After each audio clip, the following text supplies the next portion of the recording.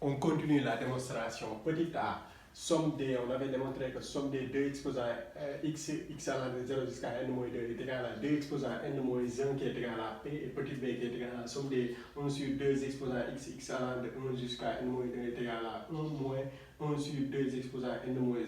Sachant que a est égal à la somme des deux exposants x allant de 0 jusqu'à n moins 2 plus somme des deux exposants x allant de 0 jusqu'à n moins 2 qui est égal à a.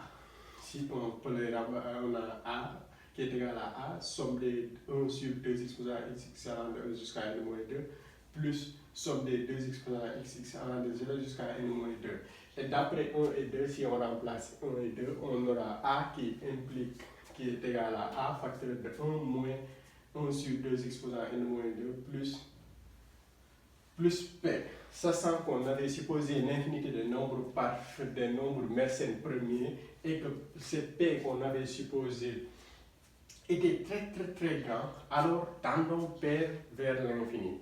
Or, on sait que 2p est écrit sous la forme de 2 exposants n moins 1, ce qui implique que n tend vers l'infini, qui implique que 1 sur 2 exposants n moins 1 va tendre vers 0.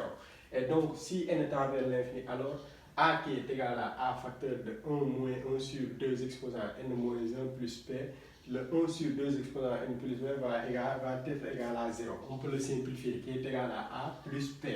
Ce qui implique que a moins a est égal à 0, qui est égal à p, qui est égal à 2 exposants n moins 1. Et on sait que ceci est infini, qui est égal à 0. Contradiction.